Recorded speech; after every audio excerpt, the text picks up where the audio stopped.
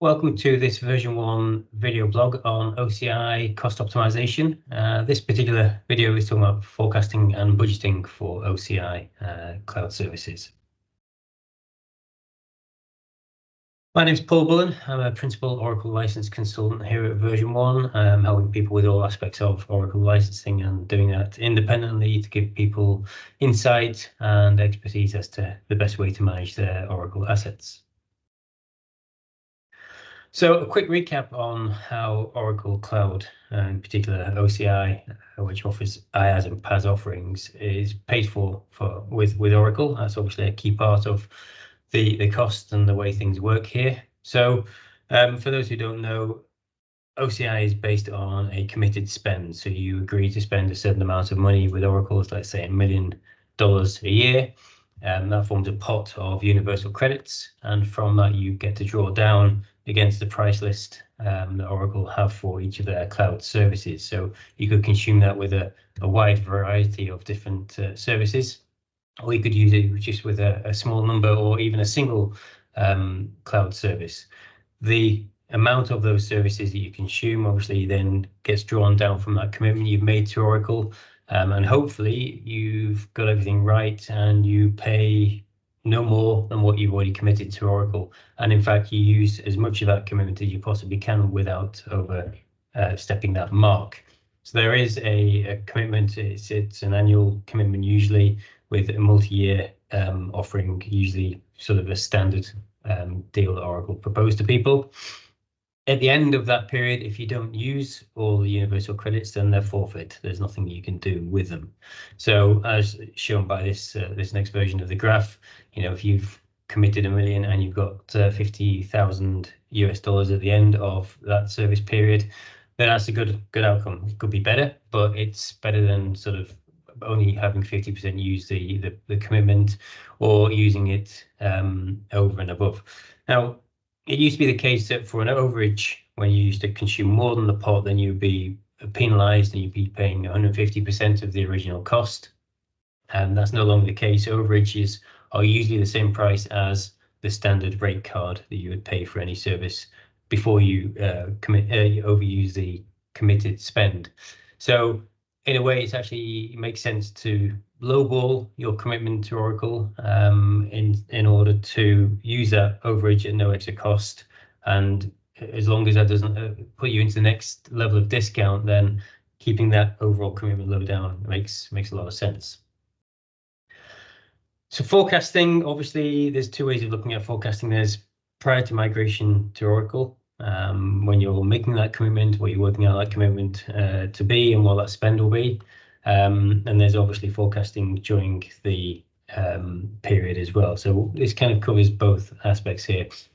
In advance of migrating to Oracle, there's, like a lot of the cloud providers, there's a calculator you can use to estimate what your costs will be. And obviously that's done by modeling your current estate, looking what that's going to look like in OCI, mapping the size of infrastructure you're going to need, the CPUs, and the sort of performance you'll need for each of the various services you'll need when you provision them in OCI. And obviously the accumulation of all those services you're going to provision in OCI and the way they are run forms your commitment overall. So it's a big sort of rolled up calculation which kind of indicates your commitment to Oracle and the universal credits you're going to have. So a lot of planning is required during that period. Ongoing planning and forecasting is obviously key to that as well, whilst you're actually in that period as well. And the way that Oracle services are consumed is very standard. It's based on the size of virtual machine, for example, the OCPU, the performance you allocate to the virtual machine, the size of memory, and the overall shape of that instance. So you can see there's a number of metrics here on the screen. There's the shape of it, there's the OCPU, there's the memory, there's the storage. And the combination of those factors then dictates the price of that particular service and indeed server. So you can see on this estimate here, this particular server is estimated to cost $362 per month. And again, the cumulative effect of working that out over a year and then over the overall commitment period, combined with all the other services, makes up what your commitment will be. There's also a bit more information on Oracle Calculator, which is available on their website.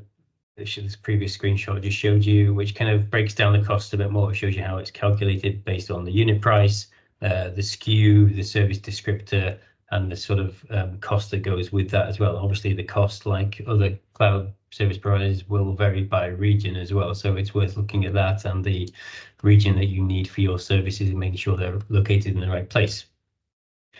So if we take this first example here, this is a fairly easy one. This is Oracle database that's provided on an OCPU basis. So again, the more processing power you put into that, the more that's going to cost you per hour and ultimately per month and per year. Budgeting wise, once you're up and running in OCI, you can set up pretty simple budget alerts within OCI. This allows you to have warnings when you reach certain thresholds. That can be based on spend, for example, and let you know how you're doing against your overall budget, which is obviously good practice. A decent FinOps process will probably circumvent this, but this is, I guess, belt and braces if you don't have such a process or if you're developing that FinOps process. Trends are also important when you're looking at budgeting as well. If you've committed something to be running 4 OCPUs and it's actually consuming 2, then obviously there's a potential to optimize there. But equally, if it's maxing out regularly and you need to double that to 8 OCPU, then your costs will effectively double as well. So looking at the CPU utilization, looking at the overall performance of your services will be absolutely key to making sure your ongoing budgeting is correct. This particular server obviously is maxing out never. But it's getting pretty high. It's getting 80% once every month or so. So this server, there's maybe a bit of optimization that can be done to it, but not much. This next one, notice the time period over which the graph is shown is shorter. There's very little peaks in this, so there's a lot of potential for optimization of this particular server, which again will bring the overall consumption and reduce your overall budget quite nicely. Lastly, and we'll touch on this in the next blog, service selection is absolutely key to optimizing your costs within any cloud provider, but for Oracle, there's a plethora of different choices for a given service. So for example, Oracle database, there's a whole heap of different offerings. You can see some of them there. Depending on the features you require and the features you want, depends on which of these services you'll take. And you can see the price difference is quite significant for the top end extreme performance offering. It has all the bells and whistles, as you can see over on the right hand side here, but it's a significantly large amount more compared to the enterprise edition offering. We'll also talk about BYOL license included in a future blog. But when you're looking at these, when you're selecting your services, not only do you need to look at the price list and things like that, you also need to look at the PaaS IaaS service descriptions, which is published on the internet, publicly available, which then tells you, again, in a sort of a different format, the extra cost options that are provided with that particular service. So it's worth checking multiple sources to make sure you're getting what you want and it's, you know, the right choice for you, and obviously choosing the least expensive one where you possibly can. So that's the end of this particular session. There will be future video blogs. The next one will be talking about non-disruptive ways to optimize your costs. In the meantime, we have a list of some related videos, which you can see the link for there, which includes other Oracle and indeed Microsoft blogs about cost optimization. And this just left to me to say thank you for attending this video blog, and hope to see you at the next one.